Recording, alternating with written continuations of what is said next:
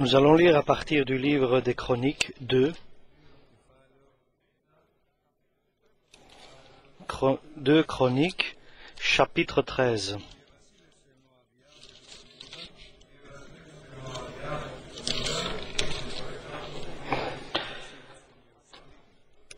La 18e année du règne de Jéroboam, Abijah régna sur Juda. Il régna 3 ans à Jérusalem. Sa mère s'appelait Mikaja, fille d'Uriel, de Gidéa. Il y eut guerre entre Abijah et Jéroboam. Abijah engagea les hostilités avec une armée de vaillants guerriers, 400 000 hommes, d'élite. Et Jéroboam se rangea en bataille contre lui avec 800 000 hommes d'élite, vaillants guerriers.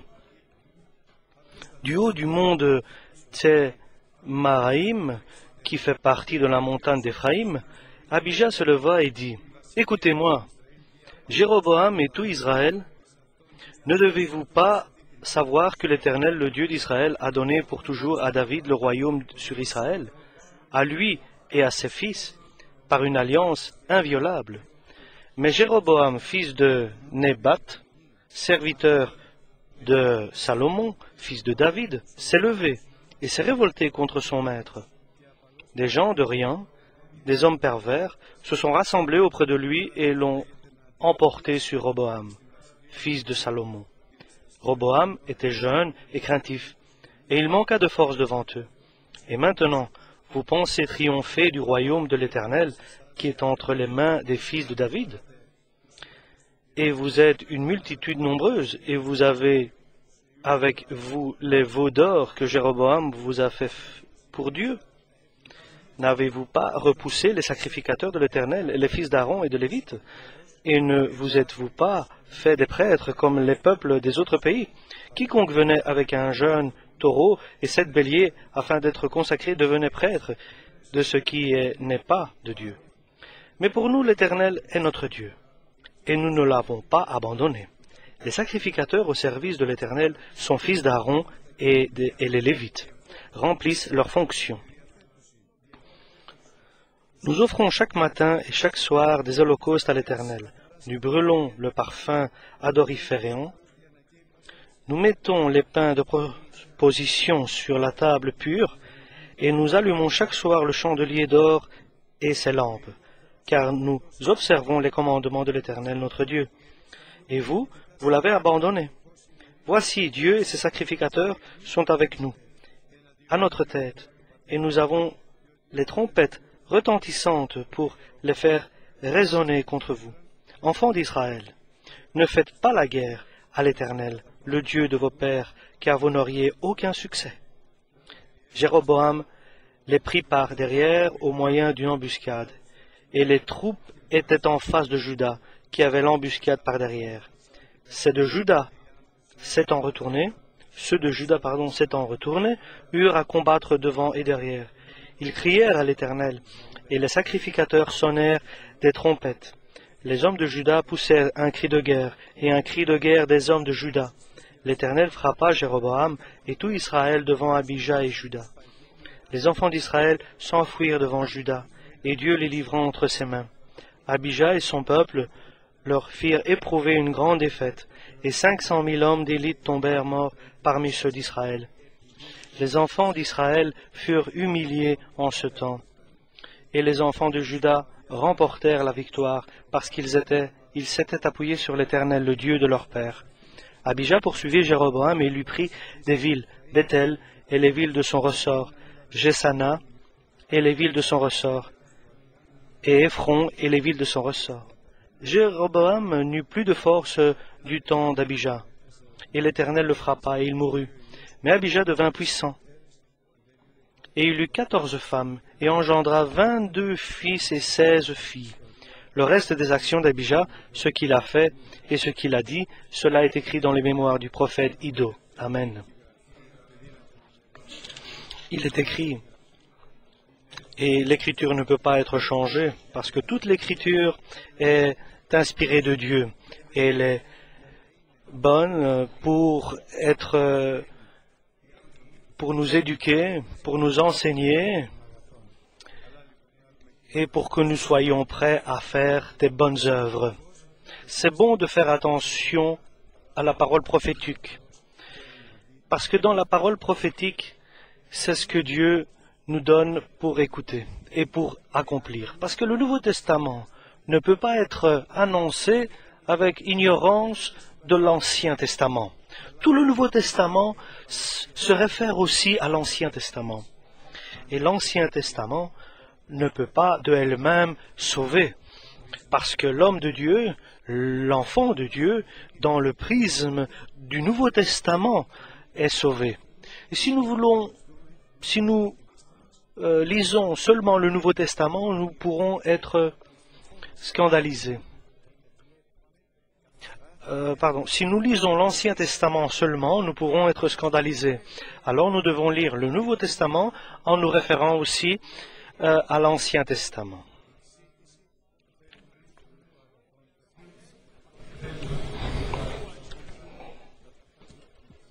Aujourd'hui, donc, nous allons nous intéresser avec Abijah, une personne qui est roi de Juda. C'est le fils de Jéroboam. Et fils de Salomon. C'est par lui que Dieu a promis de la bénédiction et il leur a confié sa parole et il leur a confié aussi l'endroit de leur demeure. Là où chaque croyant pourra approcher Dieu et qu'il se repente et qu'il se purifie et qu'il lui soit révélé la parole de Dieu, Dieu lui-même, et qu'il le guide et qu'il le dirige. Le Dieu de l'Ancien Testament se révèle dans le temple de Salomon. Celui qui cherchait Dieu recevait. Dans le Nouveau Testament, Dieu se révèle dans la chambre de chacun séparément, comme dans l'Ancien Testament, pour que tu puisses connaître Dieu et qu'il se révèle à toi et que tes péchés soient pardonnés et que tu reçoives des directives et un enseignement et une initiation, tu devais aller au temple de Salomon. Et nous voyons dans le Nouveau Testament, pour que tu puisses connaître le Dieu puissant et que tes péchés soient pardonnés et que te soit révélée la parole de Dieu et en même temps que tu reçoives une directive, tu dois aller dans une direction, seulement dans un endroit qui est ta chambre. Parce que là, dans le secret, se révèle le Père par Jésus-Christ et le croyant est guidé par le Saint-Esprit vers le ciel, là où est le trône de Dieu. Donc retournons à Abijah, le roi, qui avait hérité le royaume de son père, lequel n'avait pas bien agi devant Dieu comme résultat. Et nous savons que lorsque l'homme ne fait pas la volonté de Dieu, alors il diminue et il devient tout petit. Et ici, dans le Nouveau Testament,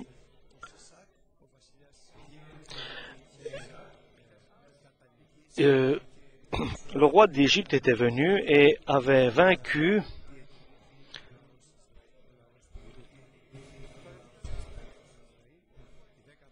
le peuple de Juda restait vaillant, les 10 tribus de Juda, et comme roi Jéroboam s'était éloigné, s'était égaré du peuple d'Israël. Il s'était éloigné, et ce qui arrive souvent, et dans le Nouveau Testament, ils avaient créé de nouveaux dieux et Ils avaient créé des statues, des veaux d'or. Et l'Écriture nous dit, si quelqu'un parmi vous, même si un ange du ciel vient vers vous et vous annonce un autre évangile, qu'il soit maudit.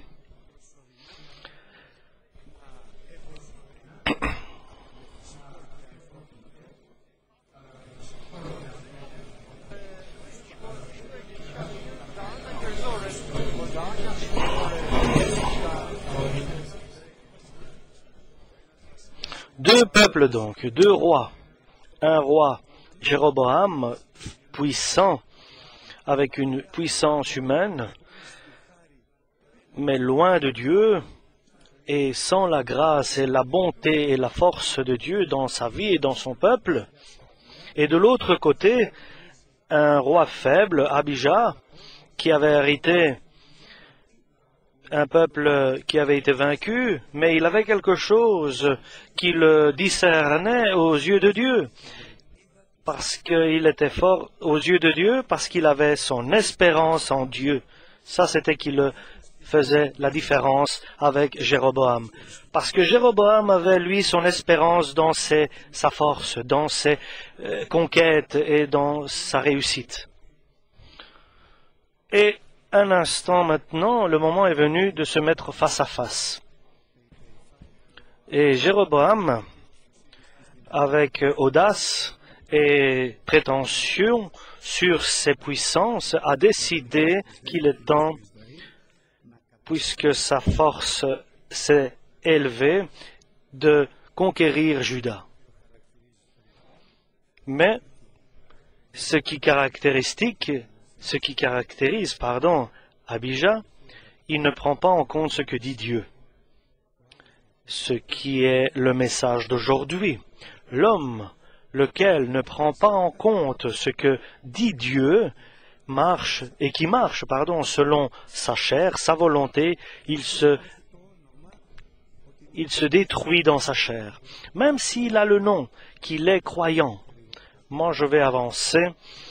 En vérité, quelque chose, même s'il est fidèle, si dans nos pensées et dans nos décisions et dans nos recherches, nous oublions notre chambre, c'est-à-dire la prière, la volonté de Dieu, les résultats ne seront jamais bons, même si encore il y a une certitude pour une totale réussite. Et nous savons que la réussite, ce n'est pas l'homme qui la porte, ni à lui-même, ni dans sa famille, ni dans son entourage. Toute bonne action est donnée et toute bonne chose de très haut est donnée. De Dieu très haut est donnée toute bonne chose. Donc, ce qui est recherché à l'homme, c'est le lendemain, qu'il soit meilleur que l'aujourd'hui, et dans la vie personnelle, et dans la vie spirituelle, et dans la vie ecclésiastique, et dans la vie dans l'Église, et dans toute la vie, jusque notre âge avancé.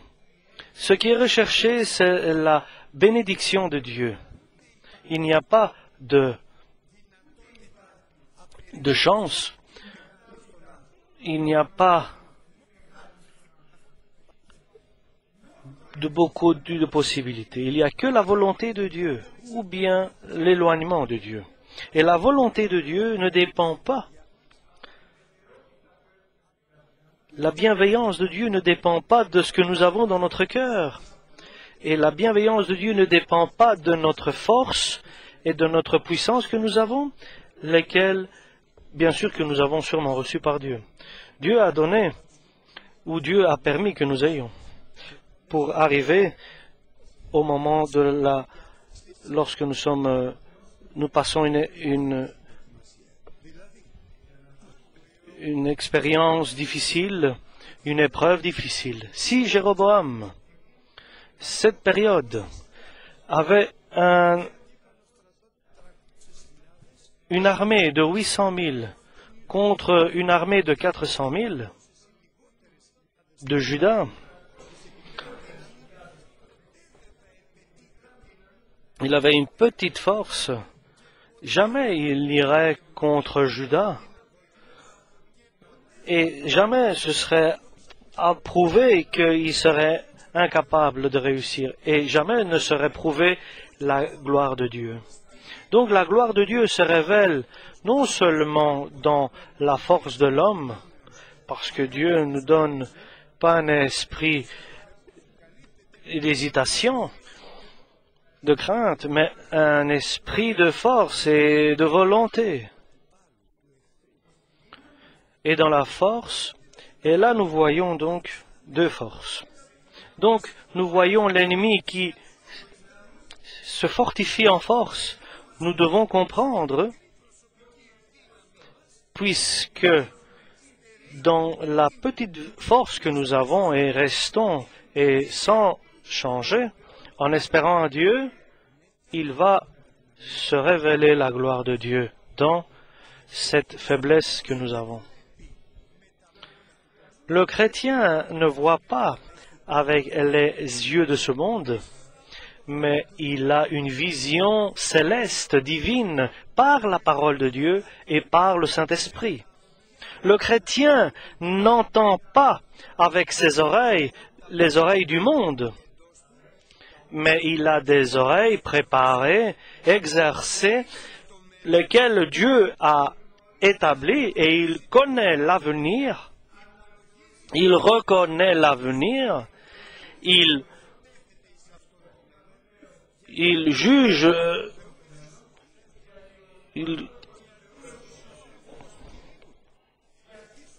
il estime l'avenir aussi, et il a aussi une sagesse et il discerne ce qui est bien et ce qui est mal, ce qui est bon et ce qui est pas bon, et en choisissant le bon et en rejetant ce qui est inutile, son espérance est certaine que la bienveillance de Dieu va être révélée, glorieuse, dans les jours suivants et les années suivantes. Le monde voit ses possibilités, ses capacités, il les compte, il les prend en compte et il avance. L'homme de Dieu, il voit sa foi en Dieu, son espérance s'il est seulement en Dieu, sa vie s'il est dans la sanctification et dans la pureté, s'il est dans l'obéissance, et il sait avec certitude que la gloire de Dieu va se révéler beaucoup plus grande lorsque sa force est petite. Ici, chers frères et sœurs, je vais souligner quelque chose. Le chrétien n'a pas peur du péché, ni des pécheurs.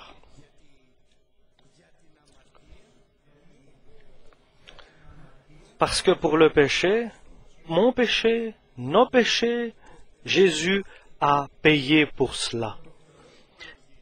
Il a peur de Dieu. C'est à Dieu qu'il prend en compte. C'est Dieu qu'il vénère.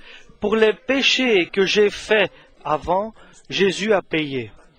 Et pour les péchés que je vais faire dans le futur, c'est Jésus qui a payé aussi. Mais il a de la puissance, le sang du Christ, lorsqu'avec crainte divine, je suis prêt toujours, et à me repentir, et à changer de chemin, et à courir, et à m'arrêter, et à avancer, et à reculer, selon les commandements du Saint-Esprit, selon les directives du Saint-Esprit. Et nous savons que celui qui est guidé, tous ceux qui sont guidés par le Saint-Esprit sont des enfants de Dieu, et Dieu est bienveillant et miséricordieux à leur faveur pour eux. Et ce que nous croyons, Dieu désire que nous le confessons, parce que seulement si je crois dans mon cœur, quoi? Tout ce qui est divin, et que tu confesses avec ta bouche que toutes les choses de Dieu, alors tu seras sauvé. Et Abijah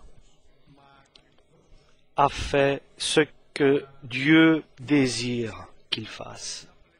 Exactement.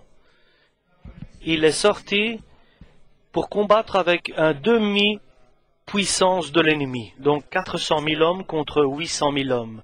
Mais ce qu'il avait dans son cœur, c'est ce qu'il a exprimé à Dieu.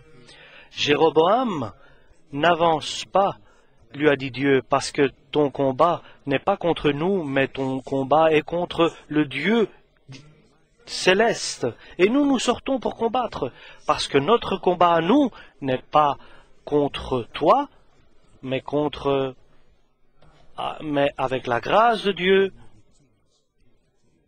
c'est Dieu qui va accomplir ce combat. Ce combat n'est pas à nous, c'est le combat de Dieu. Avant que le combat commence, le combat était déjà terminé et le résultat était déjà donné. Avant de commencer la guerre, que tu aies déjà la victoire. Et comment cela se fait déjà, avant de combattre, avoir déjà la victoire? Parce que la victoire se fait d'abord dans le ciel. Lorsque tu peux, avec ton obéissance, et trouver grâce devant Dieu, et tu peux persuader grâce à cela Dieu, et lorsque tu peux soulever les puissances célestes, avec ton espérance que le Seigneur sera avec toi, alors il y a des événements que toi tu ne vois pas, mais que Dieu agit. Alors Dieu se lève, les forces de Dieu s'élèvent, Jésus se relève avec ses troupes et il fait des choses lesquelles seulement par après nous comprenons. Il est important donc à chaque chose que nous décidons dans notre vie et que nous commençons à être certains que la victoire est déjà acquise par Jésus-Christ, et alors nous marchons avec sécurité sur les pas du Christ. Nous n'allons pas nous-mêmes combattre, mais nous allons vaincre. Nous n'allons pas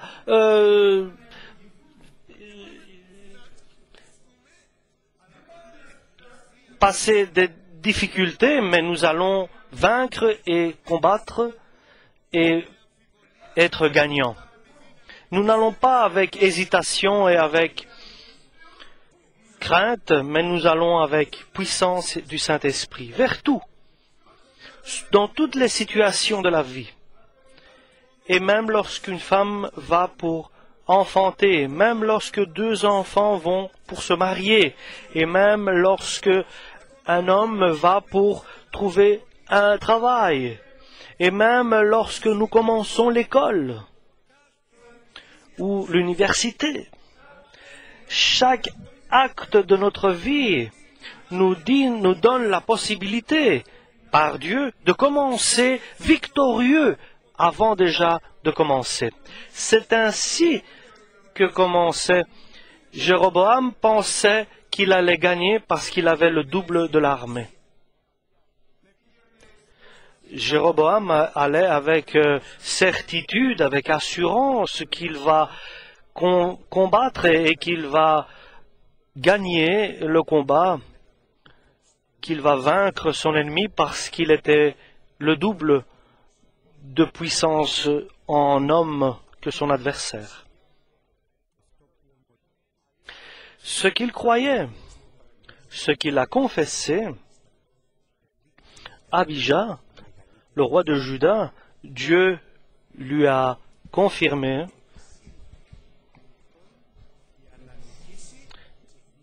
Il est sorti vainqueur pour vaincre et il a vaincu Abijah, donc le roi de Juda. Et je le répète, Il est sorti pour vaincre, pour gagner, et il l'a vaincu.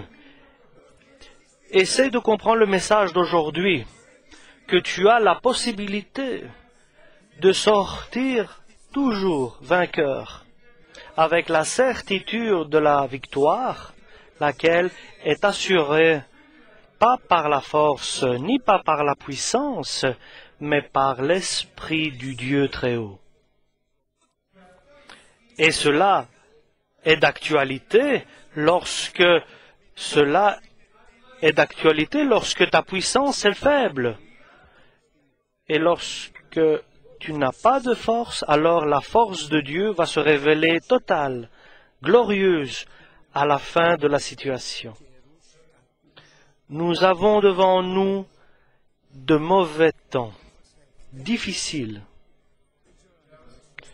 J'ai lu hier, si c'est vrai ou pas, certaines